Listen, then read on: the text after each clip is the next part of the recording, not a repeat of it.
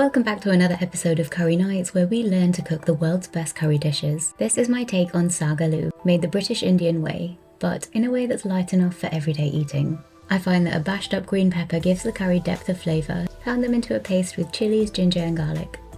Adding a pinch of salt at this stage helps to release all the natural liquid, which in turn breaks everything down easier. And that's it, our green pepper curry paste is ready. For saag aloo, we want the potatoes to be meltingly soft, so peel them, but keep the peelings. I'll show you what to do with them later. For me, the delight of saag aloo lies in its squishability factor, and in order for the potatoes to be squishable, they need to be nice and chunky.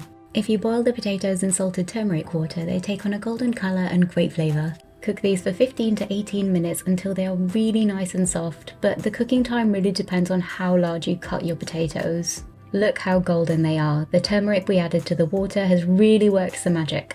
Unless you're roasting spices, to add them at the end of the cooking process, whole spices like cumin are generally bloomed or tempered in hot oil first. This helps to release all their flavours. Asafoetida is said to aid in digestion. It comes from the sap of a tree and tastes a little bit like onions or garlic.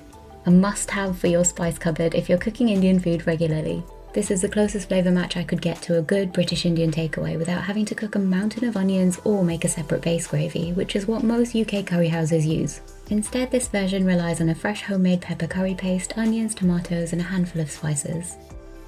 We cook the onion out just until it becomes soft and translucent. We don't want to brown anything here. With saag aloo, I like to keep the flavours nice and bright, so browning and caramelisation really isn't necessary. Next we go in with a large ripe chopped tomato and continue to sauté this along with some ground spices and keeping things really simple. We'll be adding a touch of garam masala at the end to finish on a high note. Do take your time when you're sautéing these ingredients because we don't want any of it to burn.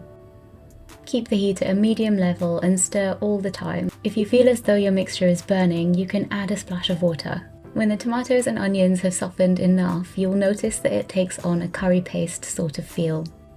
That's when you know it's ready for the spinach.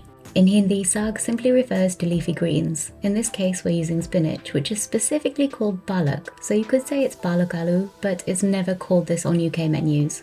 Spinach is said to have originated in ancient Persia over 2,000 years ago, and the word spinach comes from the Persian word ispania, which means green hand. In medieval times, artists used the green pigment in spinach for ink and paint.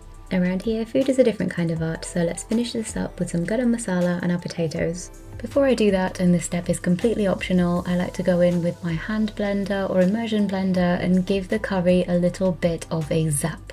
I blend the spinach for a couple of seconds, just until everything comes together in a cohesive sauce-like consistency.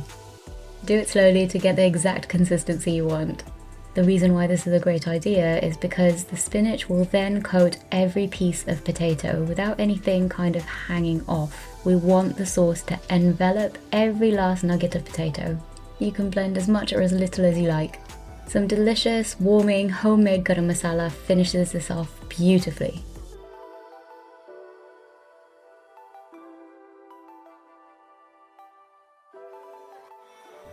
Tumble in all of those tender golden potatoes we cooked earlier. They should be nice and soft.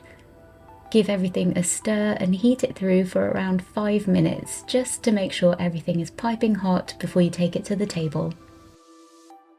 My favourite way to enjoy a bowl of saag aloo is with roti, but you can serve it with naan, rice or paratha if you like, or even as it is with a dollop of plain natural yogurt on top. This is real Indian vegetarian comfort food at its best.